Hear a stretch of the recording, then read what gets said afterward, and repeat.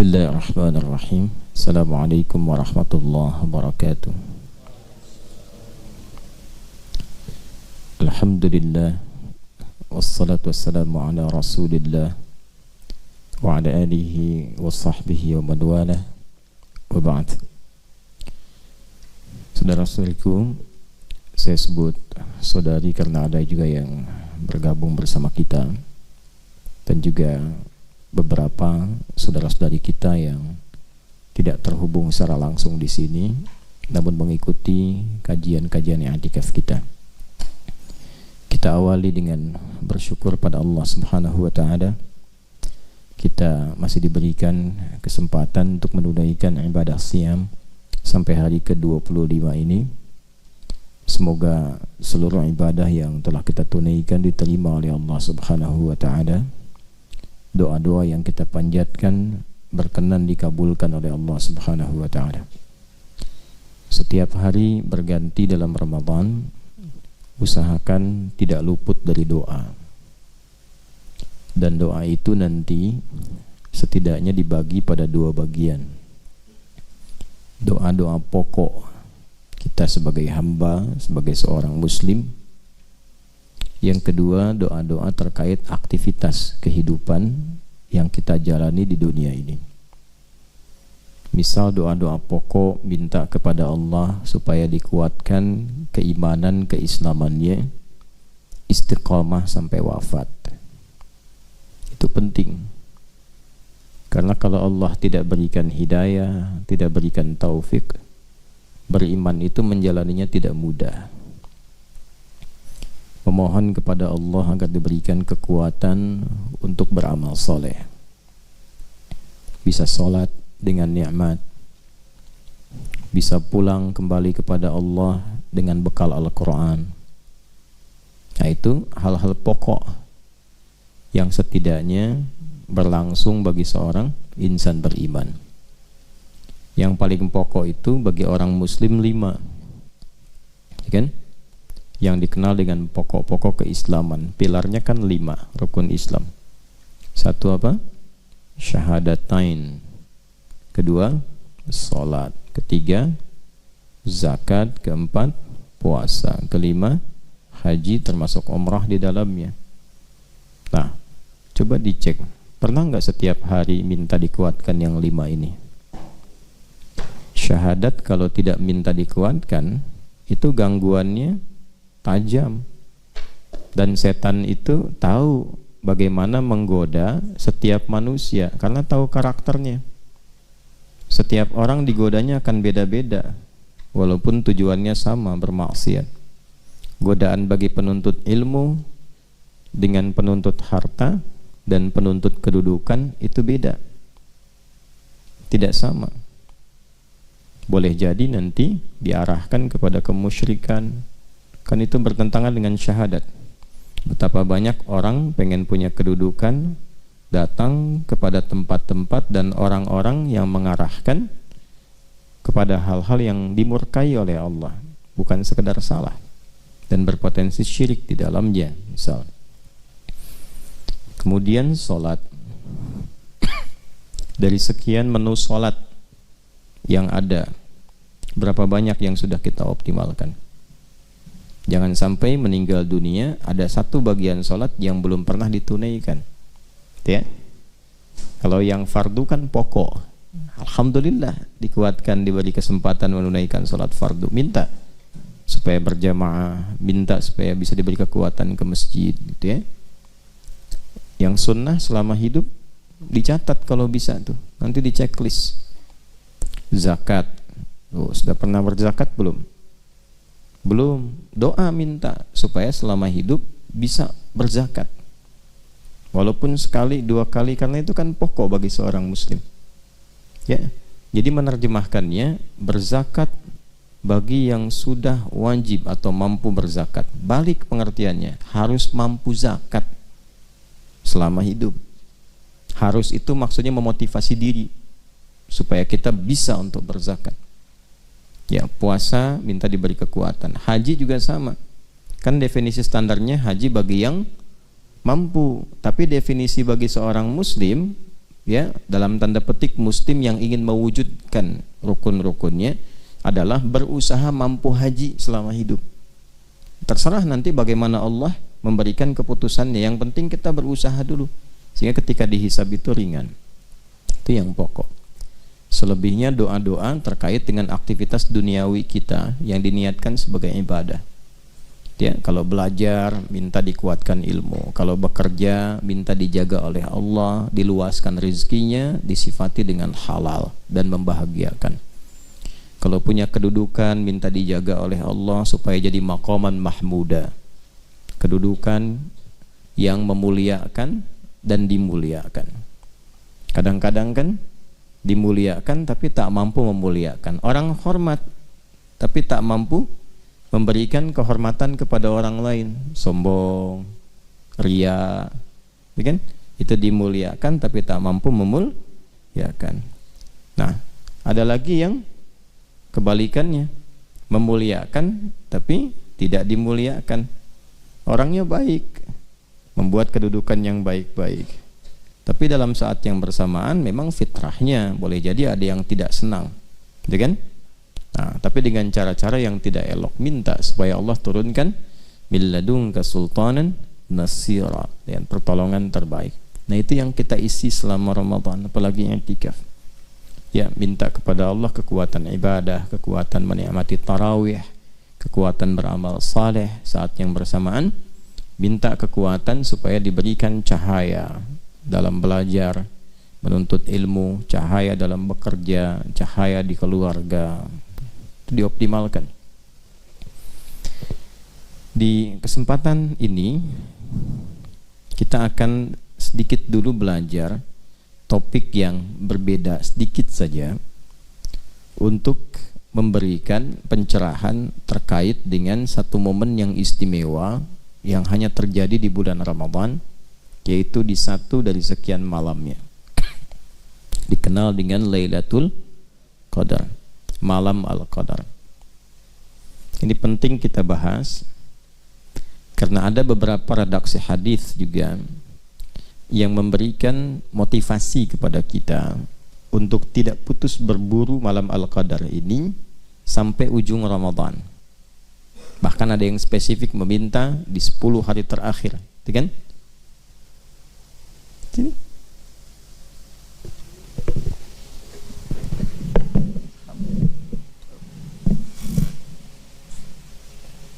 Jadi malam Al-Qadar itu kita akan coba bahas dari mulai apa pentingnya, apa keistimewaannya malam Al-Qadar itu, apa yang dimaksud malam Al-Qadar, kapan terjadinya, apa ciri-ciri yang menyertai seseorang mendapati itu.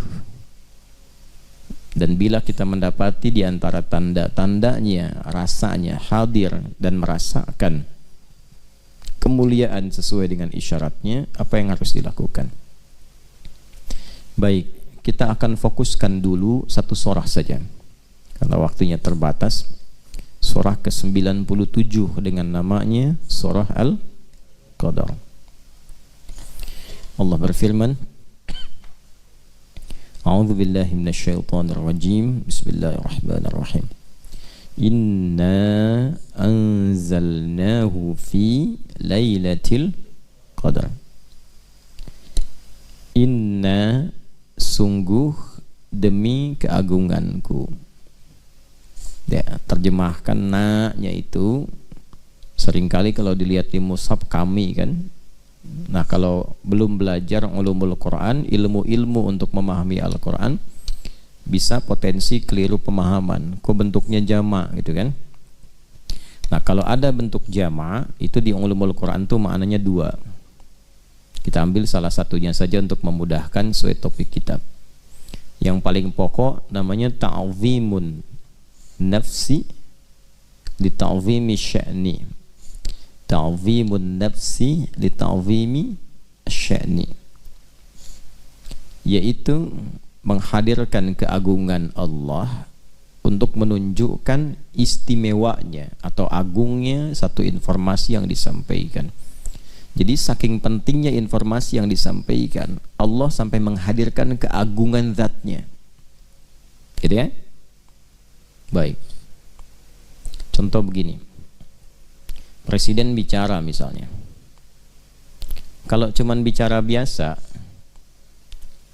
saya menghimbau pada masyarakat supaya mudik dengan tertib misalnya. Biasa ya? Coba lihat yang kedua. Saya Presiden Republik Indonesia, Panglima tertinggi, pemimpin bagi seluruh masyarakat di Negara Kesatuan Republik Indonesia. Saya menghimbau kepada seluruh rakyat saya tanpa kecuali agar menunaikan mudik dengan tenang, damai, tertib dan membahagiakan. Beda nggak satu dengan dua? Ya kan? Ketika membawa kedudukan, membawa keistimewaan, keagungan, maka kesannya beda kan? Nah, jika ditemukan dalam Al-Quran, inna nahnu, yang menunjukkan satu informasi, ini menunjukkan informasi yang disampaikan tidak biasa, pasti istimewa, agung sifatnya, karena di situ Allah menghadirkan keagungan dirinya untuk menunjukkan pentingnya informasi yang disampaikan. Nah, kalau kita tahu ilmunya begitu, cara baca Quran kita akan berbeda. Pasti perhatiannya lebih tinggi. Ayat-ayat semuanya penting, tapi ketika menemukan itu, kita merasa ini ada sesuatu yang istimewa, yang beda dari biasanya. Baik. Inna anzalnahu fi Lailatul Qadar. Demi keagunganku, aku turunkan Al-Quran itu di malam Al-Qadar. Jadi di sini ada dua peristiwa penting. Peristiwa pertama tentang turunnya Al-Quran, peristiwa kedua tentang malam Al-Qadar. Ketika Al-Quran diturunkan dan dibuka dengan ta'zimun nafsi li ta'zimi sya'ni inna, kan? Ini memberikan kesan bahwa Al-Quran itu istimewa, agung. Saking agungnya, Allah menghadirkan pembuka dengan keagungan zatnya. Jelas ya? Nah, berarti kalau disebut istimewa, Allah sendiri mengagungkan. Masa hamba membiarkan, menganggap biasa? Ya. Ada sesuatu yang istimewa, tidak biasa di Al-Quran itu. Tidak sama, bukan kalam-kalam biasa, bukan kalam makhluk, kalamullah. Karena itu suatu saat kita akan pelajari sifat-sifat itu, keagungan itu, sehingga kita menemukan apa yang dimaksudkan dalam Al-Quran. Di antara kedahsyatannya, mampu merubah sekelompok manusia yang tertinggal dan terbelakang dengan kompleksitas keburukan perilakunya, tiba-tiba menjadi sesuatu yang sangat luar biasa, sosok-sosok gemilang yang mensibgoh dunia, berubah total itu. Ya, itu Al-Quran. Nanti kita akan lihat apa yang paling pokok di Quran. Kita bahas dulu bagian keduanya. Yang kedua, malam Al-Qadar. Berarti ada yang istimewa di malam Al-Qadar itu, bukan malam biasa. Karena itu menggunakan tak di ujungnya. Ya? Ada lail, ada lailah. Kalau lail umumnya menunjuk pada waktu malam standar umum. Inna fi khalqis samawati wal ardh, inna fi khalqis samawati wal ardh wa ikhtilafil laili wan nahar, pergantian waktu siang dan malam. Itu kalau disebutkan lail umumnya menunjuk pada waktunya dari ba'da isya sampai menjelang fajar. Menjelang ya, bukan sampai fajar, karena nanti ada waktu jeda singkat namanya sahar. Aktivitas yang dikerjakan di waktu sahar namanya sahur. Makanya kita makannya makan apa? Sahur, maksudnya dilakukan di waktu sahar. Ya, kurang lebih 15 sampai 25 menit sebelum fajar. Jadi kalau subuh misalnya 4.38, ya kurang lebih 4:4 atau 4:10. Kalau jam 3, setengah 3 terlalu dini. Ya, terlalu awal makannya. Nah, itu sahar. Jadi dari mulai malam ba'da isya itu sampai menjelang fajar. Nah, bahasanya menjelang fajar. Itu lail namanya. Kalau ada yang istimewa sampai menjelang fajar ini dari ba'da isya, maka di antara rumusnya tambahkan ta. Jelas ya? Jadi kalau ada ta mengiringi kata lail, ini menunjukkan di malam itu tidak biasa. Ini umumnya ya. Walau nanti dalam beberapa keterangan tergantung konteks bisa berbeda. Tapi umumnya teorinya begitu. Kalau ada ta bersamaan dengan lail, maka ta itu menunjukkan sifat yang tidak sama dari waktu-waktu malam yang biasa. Setiap malam bisa tahajud gak? Bisa. Karena itu saat menyebutkan sholat malam itu pakai lail, bukan lailah. Coba Quran surah 17 ayat ke-79. Wa minal laili fatahajjad bi. Bukan wa minal lailah. Artinya setiap malam ada potensi untuk tahajud. Ya. Tapi kalau ada satu malam yang istimewa yang tidak sama dengan malam-malam lainnya, maka salah satunya tambahkan ta pada kata lail itu menunjuk pada sifat. Karena itu ayatnya berbunyi inna anzalnahu fi lailatul qadar. Baik. Lailah ya, bukan lail kan? Nah, apa istimewanya malam al-qadar itu? Kita ambil keistimewaannya dulu. Ya. Satu, ini langsung keterangan Qur'annya. Wa ma adraka ma lailatul qadar. Ini indah sekali nih ya. Kita dibikin penasaran dulu supaya memotivasi kita untuk memburu malam itu. Tahu nggak kata Allah keistimewaan malam Al-Qadar itu? Tahukah Anda keistimewaannya? Kan? Teruskan. Lailatul Qadri khairum min alfi syahr. Malam Al-Qadar itu istimewanya seluruh amal soleh yang dikerjakan membersamai malam itu nilainya dilipat gandakan lebih dari 1000 bulan. Dilipat gandakan, ingat, lebih dari, karena redaksi Qur'annya berbunyi khairum min, lebih dari. Jadi tidak pas 1000 bulan. Ya, 1000 bulan itu kurang lebih 80 sampai 83 tahun lah. Ambillah 83 tahun misalnya. Berarti lebih daripada itu. Atau bahasa paling gampangnya standar rata-rata usia manusia misalnya. Ya. Baik. Jadi kalau Anda beribadah seumur hidup, kan? Itu bahasa gampangnya. Kalau Anda beribadah seumur hidup, lalu dibandingkan dengan beribadah bersamaan di malam ini, malam Al-Qadar, itu lebih bagus di malam ini nilainya, lebih banyak di malam ini, lebih dari apa yang pernah dikerjakan selama hidup. Ya, dalam satu amalan ya, misal selama hidup tiap malam tahajud tuh, ya kan?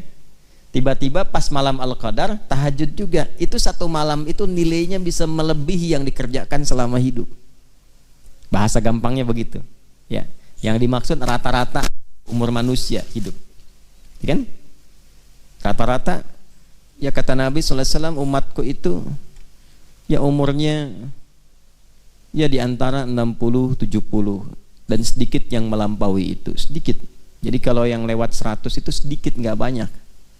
Bisa dihitung jari sedunia tuh, ya kan? Ya, rata-rata kan di kisaran itu. Kalau ambil pertengahannya sekarang misalnya, ambillah seperti hitungan 1000 bulan misalnya. Ya, antara sampai 80 tahun. Bersamaan dengan malam itu ibadah, tahajud sekali aja, itu nilainya lebih daripada 1000 bulan. Luar biasa tuh. Ya. Jadi kalau ada yang kurang-kurang selama hidup beramal, ketutup tuh dengan malam itu. Nah, ini kan masalah iman. Kalau ibadah kan bacanya pakai iman. Ibadah itu kan amal soleh. Amal itu jadi soleh kalau ada imannya. Kalau tak ada iman gak jadi soleh. Karena itu setiap ada kata iman itu mengantarkan pada amal soleh. Wal 'asr innal insana lafi illal ladzina amanu wa amilus shalihat. Masuk surga juga pakai iman dan amal saleh. Wa basyiril ladzina amanu wa amilus shalihat anna lahum jannatin tajri min tahtihal anhar. Nah, amal saleh itu bisa jadi saleh amalnya kalau ada iman. Sifatnya disebut ibadah namanya. Jadi ketika kita beribadah itu sedang beramal soleh, membuktikan keimanan kita. Jelas sampai sini? Baik, kembalikan orang-orang yang mampu beribadah di malam Al-Qadar itu nilainya, satu ibadahnya itu bisa melampaui apa yang ia pernah kerjakan selama hidupnya. Tertutup itu yang kurang-kurang dalam ibadah itu. Masya Allah. Kalau taubat dia, wah itu luar biasa. Luar biasa penerimaannya di sisi Allah Subhanahu wa taala. Antum baca Quran misalnya. Selama hidup sekarang kira-kira berapa kali baca Quran itu? Khatam berapa kali? Atau baca satu surat berapa kali? Alif Lam Mim berapa kali itu? Yasin berapa kali? Atau yang kira-kira pembukanya satu huruf, Qaf, Nun, gitu kan? Dibuka gitu dengan huruf-huruf muqatta'ah. Berapa kali baca itu? Tapi bersamaan dengan malam Al-Qadar, Nun, Kang Duni baca itu tuh, Nun, pas malam Al-Qadar, itu baca itu lebih dari 1000 bulan.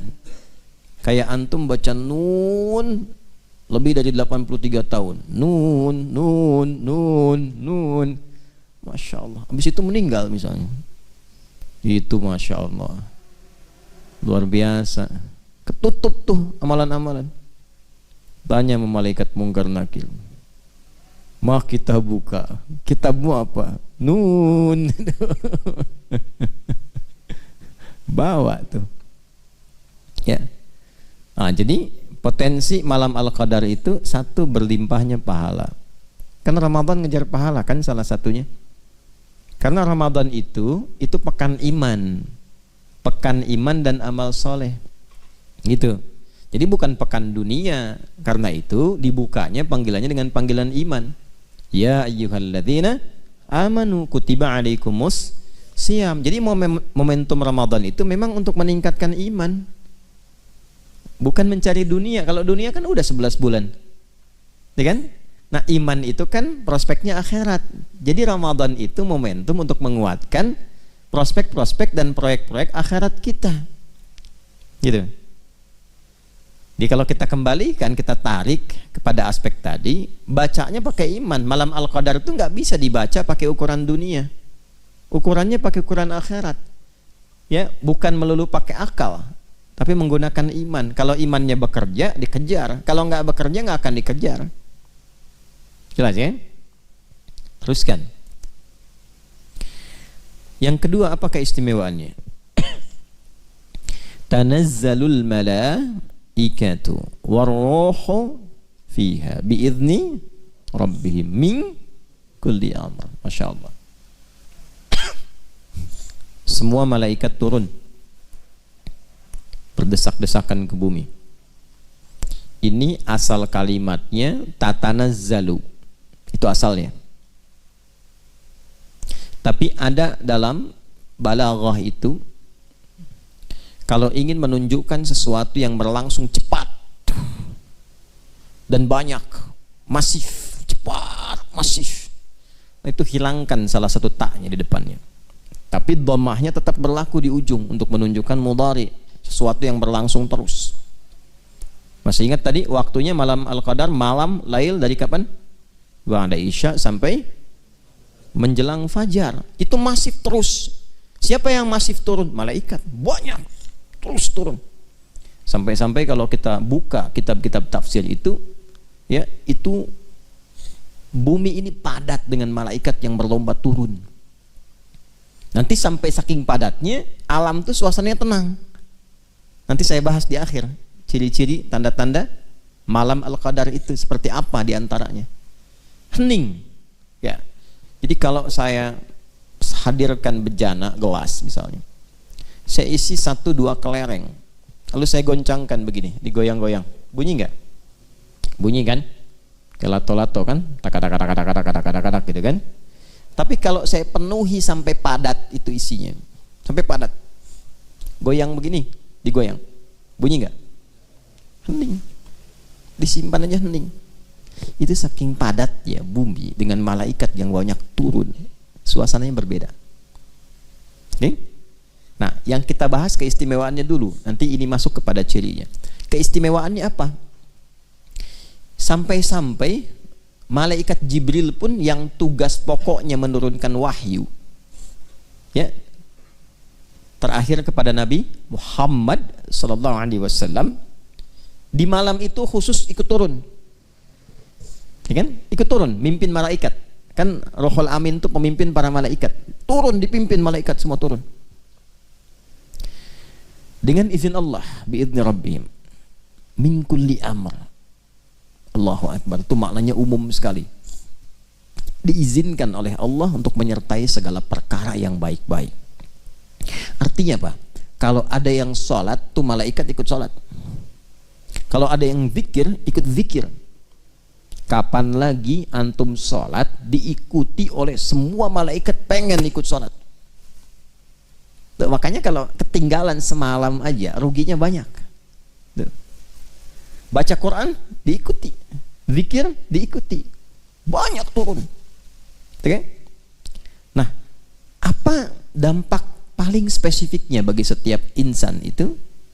Terkait dengan doa dan taubat. Jadi kalau doa yang biasa ngaminkan mungkin 1-2 malaikat yang menyertai, ini banyak malaikat. Ya, berdoa amin. Umar, mana Umar? Doa. Umar doa, amin. Hasan doa, amin. Ya. Fajri doa, amin. Tuh. Itu aminnya bukan 1-2-3 tuh. Amin. Cuman kan goib. Kalau goib gak kedengeran. Kalau kedengeran bubar antum. Amin. Ya kan bubar. Siapa nih? Lihat sayap begini. Siapa? Israel. Oh. Ya. Gitu. Nah itu sekali lagi perkaranya iman. Ya. Jadi jangan pakai akal, pakai iman. Karena akal terbatas. Ingat, akal itu sama kayak mata, sama kayak telinga. Perangkat yang ada pada manusia, perangkat fisikal. Mata terbatas tidak? Terbatas, semakin jauh semakin gak kelihatan. Semut itu kalau dekat terlihat jelas, merayap makin jauh gak nampak.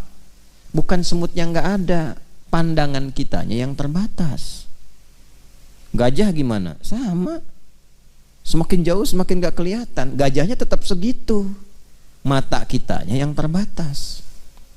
Pendengaran juga begitu, semakin jauh semakin tak terdengar. Ya kan? Antara 20 sampai 20 ribu kan hertznya. Di bawah itu sulit terdengar, di atas itu bising, bahkan bisa menyakiti. Ya, bukan salah bunyinya, kemampuan kita memang terbatas. Gitu. Jadi kalau pendengaran terbatas, penglihatan terbatas, kenapa akalnya nggak mau terbatas? Bukan nggak masuk akal karena ilmu belum cukup. Belum masuk tuh informasi ke dalam akal sehingga belum bisa nyerna. Kalau sudah ada infonya gampang dilogikakan. Tapi karena belum ada ilmu jadi terbatas. Itu maksudnya.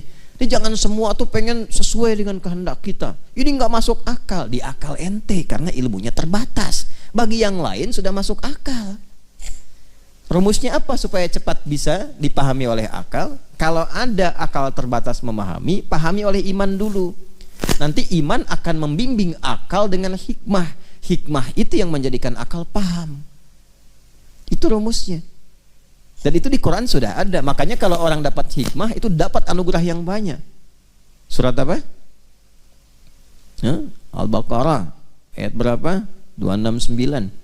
Yu'til hikmata may yasha' wa may yu'tal hikmata faqad utiya khairan katsira. Terus wa may yadzakkaru illa, tuh, kalau sudah dapat hikmah langsung jadi ulul albab.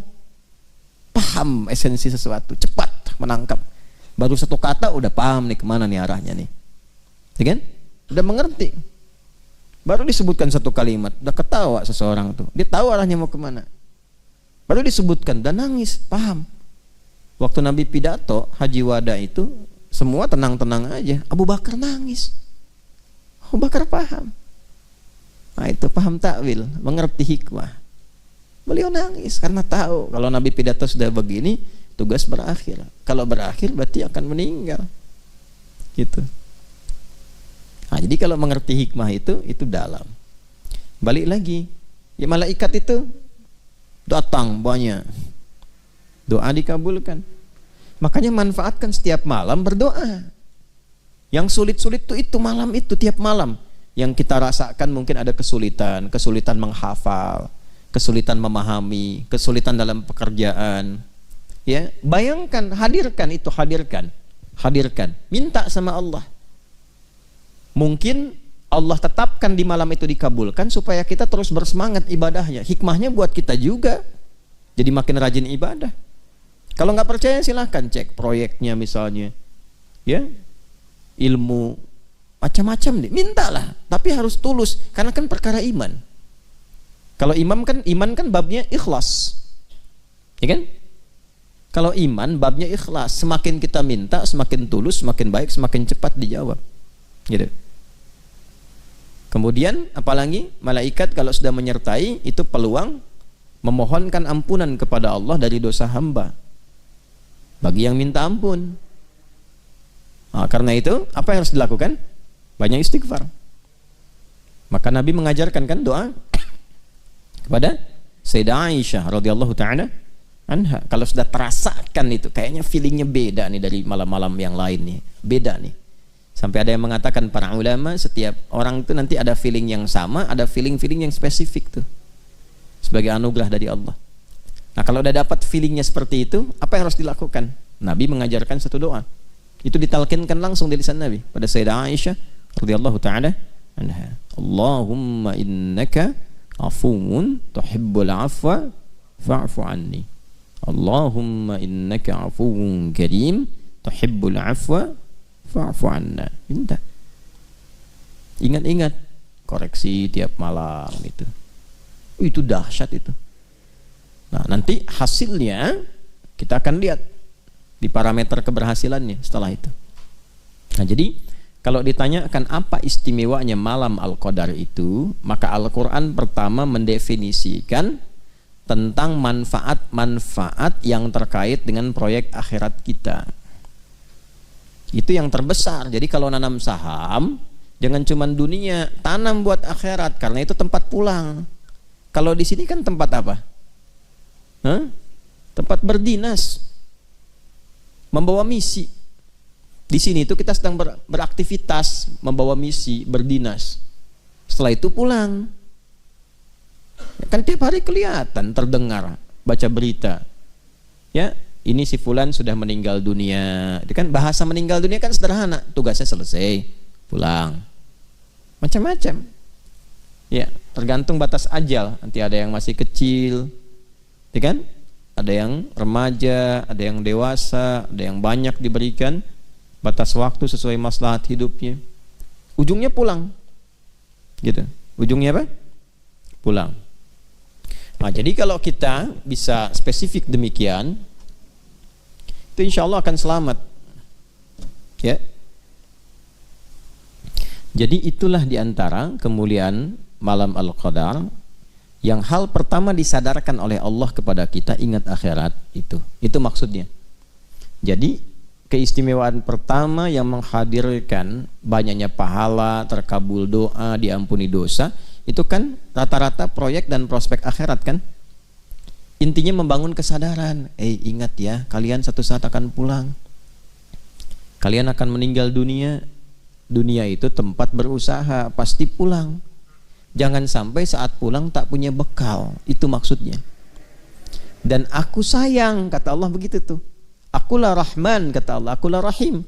Saking sayangnya Allah, Allah tahu nih, yang selama hidup beribadah itu walaupun terasa banyak, belum tentu kan diterima semuanya. Cuman bersyukurnya kita, Allah punya sifat asyakur, yang menerima walaupun sedikit. Itu kan? Itu baca Quran 1 juz, berapa yang diterima oleh Allah? Ya, alhamdulillah kita masih bisa baca Quran itu bersyukur diberi taufik. Yang diterima pun alhamdulillah. Kalau bukan rahmat Allah, sulit mengandalkan amal soleh. Sulit. Coba dari sekian amal itu, salat maghrib berapa rakaat? 3. Yang bisa ikhlas di rakaatnya berapa dari 3 itu? Hah? Gitu. Itu kalau bukan rahmat Allah, sulit. Jadi kesimpulan pertama, keistimewaan malam Al-Qadar itu mengingatkan kita, satu, pada tempat pulang kita di akhirat, supaya tidak terlampau kita terikat dengan dunia yang sementara. Yang kedua, untuk itulah Allah dengan sifat kasih dan sayangnya menghadirkan banyak peluang-peluang prospek akhirat, investasi-investasi akhirat yang mampu meringankan hisab kita saat kembali dan menempatkan kita di surga dengan rahmatnya. Itu yang pokok. Keistimewaan kedua, saya cepat. Apa itu qadar? Kalau tadi kan yang disebutkan tadi Lailatul Qadarnya, ya kan? Wa ma adraka ma Lailatul Qadar. Lailatul Qadri khairum min alfi syahr. Tanazzalul malaikatu waruhu fiha biidzni rabbihim min kulli amr. Itu baru aspek pertama. Balik lagi ke awal ayat. Inna anzalnahu fi lailatil qadar. Qadar itu apa? Hah? Qadar itu ketetapan Allah bagi seluruh makhluknya dalam menjalani kehidupan. Jadi, ketetapan Allah bagi seluruh makhluknya yang bersifat mengikat, kan, dalam menjalani kehidupan. Contoh, ajal itu qadar. Rizki itu qadar Allah. Karena itu Allah tetapkan lalu diberi petunjuk untuk menjalaninya.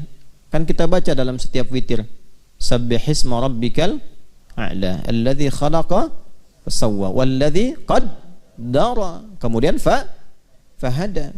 Kita memuji Allah, terima kasih ya Allah. Engkau Tuhan yang paling agung, yang paling istimewa, satu-satunya Tuhan yang dipertuhankan, disembah, yang telah mencipta lalu menyempurnakan ciptaan, lalu menentukan kadar kehidupannya dengan sempurna dan diberi petunjuk bagaimana menggunakannya. Gitu. Jadi malam Al-Qadar itu adalah malam saat Allah menetapkan semua yang terkait dengan kehidupan makhluk. Kita tarik, kitalah manusia saja. Di situ di malam itu aturan hidup kita awal sampai akhir mengikat sifatnya pada setiap personal kita. Kapan mulai berkehidupan, kapan wafat, berapa rizkinya, dan seterusnya di malam itu. Nah, kan Allah berjanji kan, kita kan nggak tahu kan, ya bagaimana kadar kita kan, yang diperintahkan oleh Allah menjalani hidup, kadarnya sudah diatur, ya kan, rizkinya sudah ada kan, yang diperintahkan apa? Berikhtiar supaya dapat rizki itu selama hidup, rizkinya sudah ada, ya kan, ajalnya sudah ditetapkan kan, cuman nggak dikasih tahu kapan pulang kan. Yang diminta apa? Jalani aja sampai ajal datang. Tapi kalau kita nggak tahu petunjuk bagaimana menjalaninya, rusak misinya. Coba bayangkan. Ingat ya, ajal sudah saya atur ya, misal. Ajal sudah diatur ya, nanti pada waktunya kamu meninggal, jalani aja. Tapi nggak dikasih tahu gimana cara menjalaninya. Hah? Manfaat gak hidupnya? Belum tentu. Bisa bingung, linglung. Rizki sudah saya atur ya, kalian tinggal cari aja. Udah saya tebarkan sampai kalian meninggal. Tapi nggak dijelaskan bagaimana mencarinya. Bisa salah kan? Karena itulah Allah turunkan petunjuk yang memberikan bimbingan kepada kita bagaimana kita bisa menjalani kadar kehidupan itu dengan cara yang benar. Kalau menjemput rizki bagaimana caranya, menjalani hidup bagaimana caranya, sendirian bagaimana, kalau berumah tangga bagaimana, jadi suami seperti apa, jadi istri bagaimana, jadi ayah seperti apa, jadi anak bagaimana, punya kedudukan seperti apa, cari ilmu bagaimana. Itu selama hidup berkehidupan, aturannya dijelaskan oleh Allah berupa pedoman, diberikan sebagai petunjuk. Dalam bahasa Arab atau bahkan bahasa Al-Quran, petunjuk yang menyertai kita secara lengkap dalam menjalani sebuah kegiatan, bahkan seluruh kegiatan yang kita lakukan sampai berakhir, itu hudan namanya. Apa namanya? Hudan. Ya. Dan Al-Quran itu disebut dengan hudan. Al-Baqarah ayat 185, Syahru Ramadhan alladzi unzila fihil Quran. Teruskan, hudal linnas. Tuh. Jadi isi Quran itu bukan sekedar bacaan, tapi di dalamnya pedoman semua aspek kehidupan kita dalam menjalani qadar Allah Subhanahu wa taala. Dari sejak mulai dilahirkan sampai wafat. Karena itu kalau kita baca Quran, kita akan temukan jalan hidup kita ada di situ. Iya. Dari alam kandungan, di mana ada kitab di muka bumi ini yang menjelaskan secara detail perjalanan hidup manusia dari dikandung sampai wafat, sampai setelah wafat kemana? Coba cek. Saya selalu katakan itu. Karena memang Quran itu bukan kalam manusia. Ya, kan manusia itu terbatas. Udah saya bilang dari awal, manusia itu terbatas. Kalau nggak tahu, nggak akan mungkin ditampilkan. Ini menunjukkan apa? Quran itu benar firman Allah, Islam itu agama yang benar. Karena cuma Tuhan yang benar yang bisa menerangkan kehidupan kita. Gitu. Gimana Nabi Muhammad SAW, Rasul mulia, tapi kan tinggal di tempat yang ya tidak ideal dalam konteks kehidupan manusia. Ya, jauh dari Romawi, Persia, peradabannya. Nggak pernah belajar, nggak pernah sekolah, nggak pernah ada guru. Bisa menyampaikan informasi yang sangat detail, sifatnya abadi, lengkap, awal sampai akhir. Ini menunjukkan Quran benar, ini menunjukkan Islam itu agama yang benar. Kita mesti yakin sebagai mukmin itu. Itu aja cara memahaminya. Kalau akalnya masih berfungsi dengan baik, itu insya Allah bisa mencerna. Bisa mencerna. Tempatkan dulu deh secara objektif. Lalu komparasikan dengan jernih gitu berpikirnya itu. Gitu. Jangan langsung sentimen dulu misalnya. Ya, jangan langsung klaim dulu. Tempatkan dulu aja berpikir dengan cara yang benar. Itu diajak begitu oleh Quran tuh. Ya, afala tatafakkarun, afala tatadzakkarun, afala ta'qilun. Coba renungkan, coba konstruksikan, coba fikirkan. Ya. Bahkan Allah sendiri menegaskan, enggak dipaksa kok untuk berislam. Tapi kita diminta untuk memfungsikan anugerah akal untuk mencerna. La ikraha fid din, lakum dinukum waliyadin. Cuman di Quran tuh nggak ada paksaan untuk berislam, ya, nggak ada paksaan untuk ibadah, cuman dihisab, gitu kan? Ya, indah ya bahasanya, nggak dipaksa kok. Jadi kalau kita menyimpulkan kembali, maka Al-Quran itu istimewa, gitu, agung.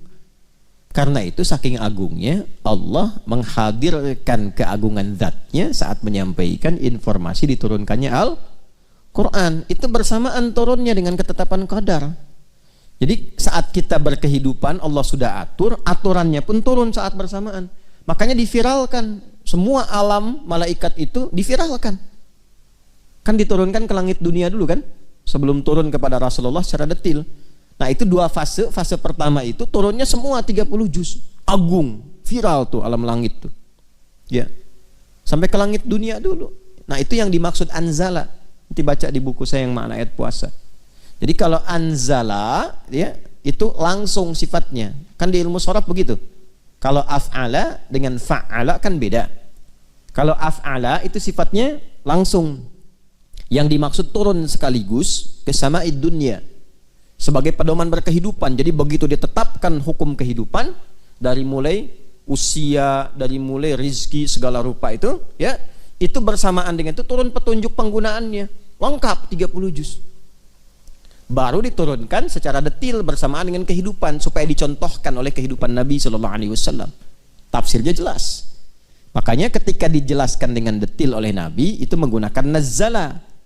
Ketika turun, beda dengan Taurat dan Injil. Taurat Injil turun sekaligus. Karena cuma parsial sifatnya, sebentar dan sebagian manusia saja.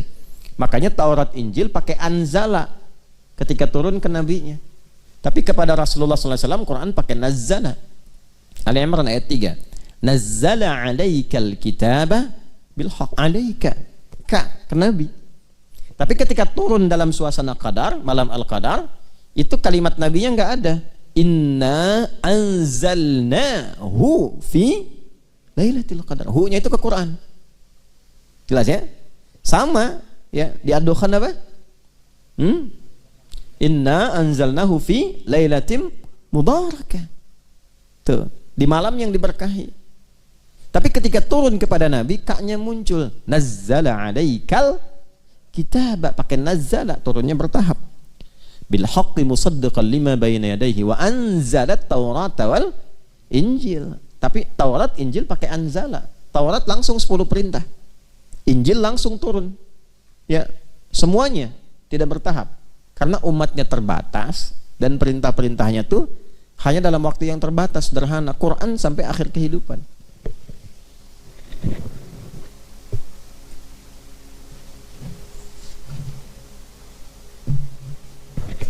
Ya, paham ya? Nah, karena itu kita mesti merasakan penting dan agungnya Al-Quran. Jadi bukan bacaan biasa. Kalau pengen hidupnya berkah, pengen semuanya mudah, ringan, tenang, senang, keluarkan isi Quran untuk diamalkan. Kalau dibaca saja dapat ketenangan, dapat pahala. Tapi kalau ingin dapat kenyamanan berkehidupan, diamalkan isinya. Dikeluarkan secara tematik, ngajinya tematik. Ini profesinya apa nih? Keluarkan ayatnya. Gitu. Makanya kalau kita mempraktikkan hudan, itu hidupnya tenang dan senang. Faman tabi'a hudaya fala khaufun 'alaihim wa lahum yahzanun. Quran surah kedua ayat 38 di ujungnya itu. Jelas? Nah, itu yang dikeluarkan. Ya. Nah, karena itu selama Ramadan, coba aktivitasnya apa? Profesinya apa? Manfaatkan waktu minimal misalnya dalam i'tikaf untuk mengeluarkan ayat-ayat Quran terkait topik, tema-tema yang dibutuhkan, yang mengiringi aktivitas kehidupan kita, yang jadi pilihan kita itu. Nah, sekarang kita berbahagia, aksesnya paling mudah sekarang. Dulu para ulama itu masih ngikutin. Di kalangan sahabat langsung dibimbing Nabi. Jadi kalau ada pedagang, pebisnis, Nabi konsultasi mereka ke Nabi, Nabi langsung bimbing. Sukses. Pejabat, sukses. Semua sukses. Setelah itu diajarkan oleh sahabat, ditangkap. Masih talaki. Tapi kemudian beberapa generasi setelahnya cerdas. Dihimpun, ditulis penjelasan Nabi itu. Dibikin tema-tema, topik-topik. Di antaranya Imam Al-Bukhari. Imam Al-Bukhari membuat 97 topik. Ya, kitabnya yang sangat viral itu Al-Jami' kan? Al-Jami' As-Sahih Al-Musnad Al-Mukhtasar min umuri Rasulillah sallallahu alaihi wasallam wa sunanihi wa ayyamihi. Kalau tidak salah kurang lebih demikian nama kitabnya itu. Disingkat Sahih Al-Bukhari. Itu isinya 97 tema. Dan dimulainya tidak langsung hadis, ayat dulu. Ada tema misalnya apa? Pertama kitab Bad'ul Wahyi, kedua kitabul Iman, ketiga kitab Al-Ilmi, ya, dan seterusnya. Itu begitu menerangkan kitabul Iman, ayat Quran dulu, setelah ayatnya baru hadisnya. Terus dibuat subtopik-subtopik. Gimana supaya naikin iman dan tidak turun-turun? Apa amalannya? Bagaimana mendapatkan kenikmatan iman? Apa hubungan iman dengan amal soleh? Itu diruntut. Ilmu, kitabul Ilmi. Ya, bagaimana cara mendapatkan ilmu, mengatur waktu untuk belajar ilmu itu bagaimana, supaya cepat mendapatkan ilmu bagaimana, itu banyak dikumpulkan. Kitabul Buyu' bagi yang bisnis berdagang, keluarkan bagaimana bisnis yang berkah, bagaimana menghindari hal-hal yang kemudian cenderung bermasalah, tuh kan? Bagaimana menghindari riba, bagaimana mempercepat harta yang berkah yang dengan itu bisa mendekat kepada Allah. Ya, banyak sekali kok. Kitabul Marid, bagaimana menyikapi ujian dari Allah misalnya dari penyakit. Ada tentang bab kedokteran di dalamnya, bab kesehatan, banyak sekali. Di ujungnya adalah pelajaran-pelajaran daripada para sahabat, ada manaqib-manaqib ya tuh. Ya, bagaimana amalan-amalan mereka tuh. Zikir-zikirnya sampai dikumpulkan. Yang khatam, makanya kalau ngaji yang khatam. Kalau khatam itu Masya Allah lengkap itu. Ya, ada zikir-zikir spesifik. Zikir saat jadi pasukan khusus dalam medan perang seperti apa? Ada. Ya, Zikir dalam bidang kepemimpinan, Imam Muslim bikin kitabnya, Kitabul Imarah, ada. Puasa nih, kan puasa itu sebulan kan, apa yang dikerjakan selama Ramadan? Langsung dibikin Kitabus Shaum, lengkap itu. Dari memulai kapan mengakhiri, bagaimana cara sahur, kapan tarawih, seperti apa dan seterusnya, lengkap. Kita orang sekarang tuh tinggal jalanin aja. Baca, pahami, amalkan. 11 bulan punya waktu baca, Ramadan tinggal ngamalin. Ini dibiarin, begitu masuk Ramadan malah sibuk belajar lagi. Kapan ngamalnya? Ya walaupun tidak salah, tapi menempatkan sesuatu sesuai dengan tempatnya. Makanya kebiasaan seperti itu menjadikan hari tenang menjadi hari tidak tenang. 11 bulan main-main, begitu waktunya hari tenang, besok mau ujian malah nggak tenang. Ngopi-ngopi catatan, pinjam punya temen, belajar maksain malam, pelajaran 11 bulan dipelajari semalam. Akhirnya ilmunya cuma sampai ujian. Begitu ujian, ya udah lupa. Tertuliskan nilainya bagus, cuman ilmunya lupa. Makanya ada ahli hukum yang dihukum, sebab ketika mencuri lupa. Waktu korupsi lupa gitu. Ya. Kenapa jadi ke situ tuh? Nah, balik ya. Ya itulah malam Al-Qadar. Jadi malam Al-Qadar itu menjadikan interaksi kita dengan ibadah dan Quran semakin erat. Karena itu usahakan malam itu. Makanya kita kan hidupkan malamnya kan. Kita bangun lagi, bacain Quran lagi gitu kan. Nah, salah satunya apa? Untuk mendapatkan kasih sayang Allah, penambahan pahala, ya, ketenangan kepada jiwa. Lebih daripada itu, kita terbiasa interaksi dulu supaya besok-besok mau mengkaji Quran. Jelas ya? Ingat pondasinya iman ya. Kalau pakai iman cepat nangkapnya.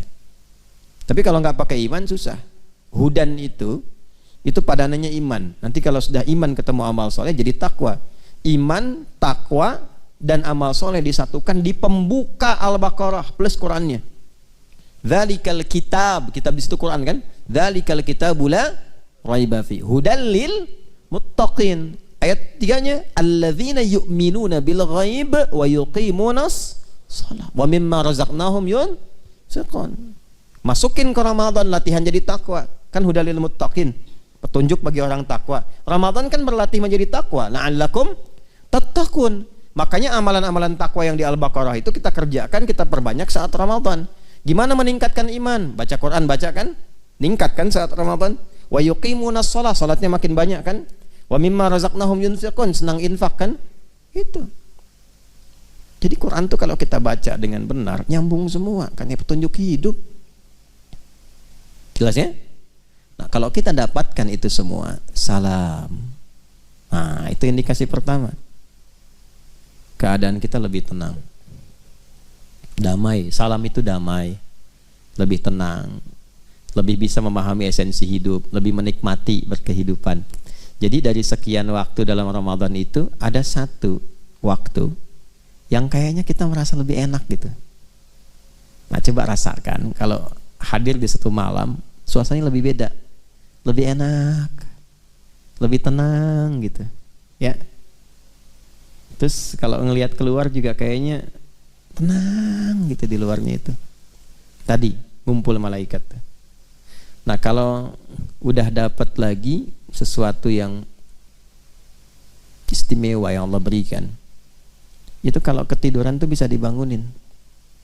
Dan ke hati getarannya beda. Bangun, bangun, bangun. Coba deh kalau nggak percaya, perbanyak dulu amalan terus. Ini mungkin untuk tahun depan ya. Kalau hidup. Itu, kalau hidup Kalau tidak, sisa waktu gunakan. Masih ada beberapa malam ke depan. Perbanyak ibadah. Nanti ada satu dari sekian malam Ramadan itu, ada satu yang kita itu dibikin terus aktif malamnya. Yang kalau mau tidur pun, bangun. Pernah merasakan begitu nggak? Itu nggak setiap waktu tuh. Bukan karena ada agenda sholat malamnya, tapi dibikin bangun. Tuh. Saya tidak harus nyampaikan di kapan waktunya saya misalnya merasakan itu, tapi itu kan rahasia Allah. Untuk setiap kita kadang-kadang getarannya bisa tidak sama, tapi nanti bisa menemukan petunjuk yang sama dari suasana alam. Nah, diantaranya lebih tenang. Makanya kan ada hadis-hadis yang menunjukkan paginya itu lebih tenang.